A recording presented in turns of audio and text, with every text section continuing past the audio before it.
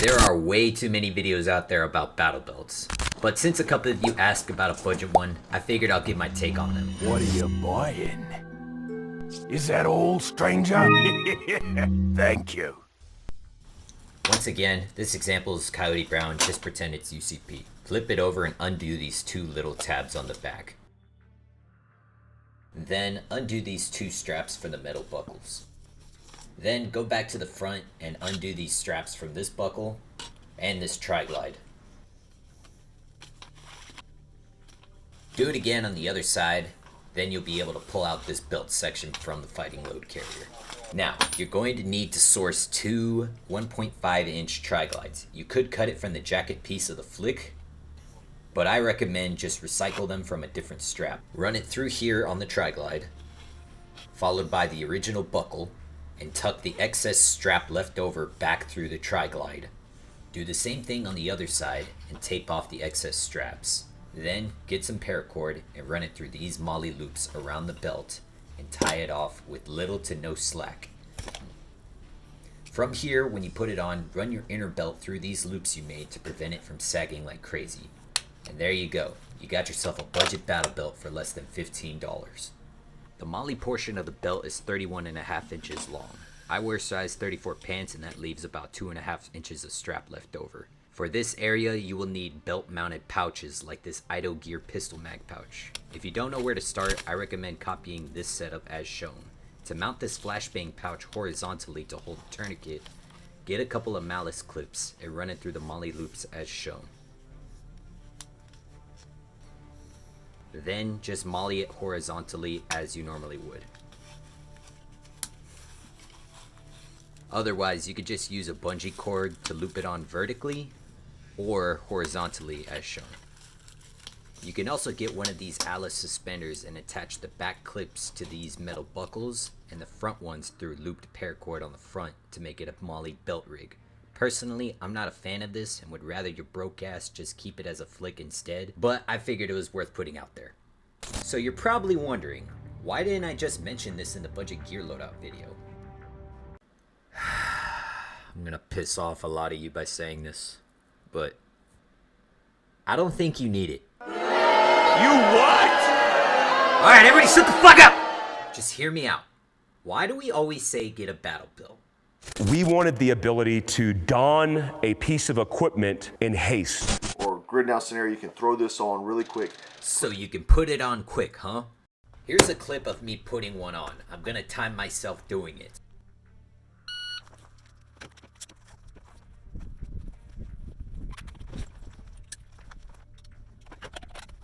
Damn. So much for a minute, man, huh? It's only faster if all you wear is a Velcro lined inner belt and keep your shirt tucked in all the time. But you don't, because you're concealed carrying a pistol, right? If the extra stuff on the belt can be subtracted, then okay, maybe it can be fast. Even though these other kits that I mentioned take less than 10 seconds to put on. So you got your battle belt on. Let's put on a rucksack. Depending on your body type, the belt can get in the way. But say that doesn't affect you, which I doubt. Let's go ahead and climb this hill. Gun belts tend to restrict leg movement, hence another reason to keep it in the pack. Now, you can do it, but when you wear it all the time, you're gonna rethink and ask yourself why you're dealing with all this aching back pain all the time. Usually, it's to keep a pistol on you. Even though in these types of settings, if your commander is doing their part, your engagement range should be 200 meters. When is this 2-pound chunk of steel relevant for that? We mainly hold on to it for the possibility of having to venture into town. So for that, you will need an everyday carry belt and an inside the waistband holster. Because you're not concealing a battle belt, and considering you're wearing that already, is it really worth carrying the extra weight of another belt and holster? I say it only really makes sense if you're defending someplace or doing CQB. But if you're broke as fuck, you can just tuck your shirt into your underwear and use your everyday carry belt setup. Here's me doing just that. So with the money you save not getting a battle belt, put it towards a good, solid everyday carry belt, like this core ratchet style belt for 60 bucks. But I know your broke ass can't justify this even though you will use it every day. So here's a $20 Idle Gear knockoff that's pretty solid. Your inside the waistband holster will be an endless money pit of discovering what will suit you best. Even if you buy quality, there's still a chance it could be painful. So at the very least, to get you started, you can get this Phalanx Defense Systems holster. I've used the full-size version at Tactical Response's fighting pistol. I drilled out the rivets to the old clips to attach soft-side belt loops instead. The holster can fit pretty much all double-stack 9mm, like the PSA Dagger, Smith & Wesson MPC-9, or the Sig. Did I mention it's only $30? Get one if you think it will carry 4 o'clock. Otherwise, any of these Kydex ones on Amazon are a decent place to start. Just stay away from nylon and hybrid holsters. You should carry a spare mag to fix your gun. I say if you're that broke, just stuff it in your back left pocket or shell out the $20 for a used HSGI. The knockoff ones are fine, just get one with a good belt loop. But let's be real, half you fucks don't even carry a spare mag. Lastly, you should carry a tourniquet. You can buy one of these elastic sleeves, or just tie 2 loops of bungee, wrap it on the tourniquet, and loop it onto your belt as shown. So, say you did need an outside the waistband holster. Shop around for a used ALS Safariland that comes with a belt loop, and you could just loop it onto your belt. In my opinion, I think it would be just as time consuming as switching into a belt, but I'll let you determine that.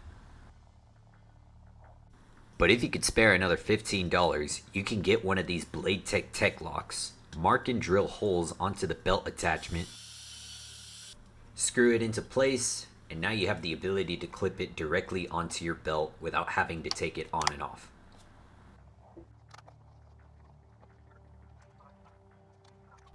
If you feel the need to always have these items with you, keep the holster in your dump pouch and attach it to your kit so you can stop and put it on if the situation grows more dire. I've been doing this for the past 2 years and I haven't looked back. Never once have I thought, man, I really wish I brought my battle belt.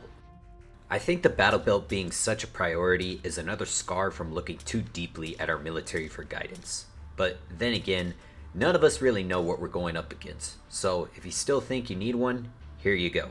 But for those on a budget, you can hold off on getting a belt for quite a while. Just train with your shirt tucked in and spend good money on your everyday carry belt and holster. So there you go. That's your Guerrilla Battle Belt. It's literally just your everyday carry belt. And with the money I just saved you from buying a battle belt, you should be able to afford the rest of this stuff. So, until next time, goodbye, don't die, and have a good time.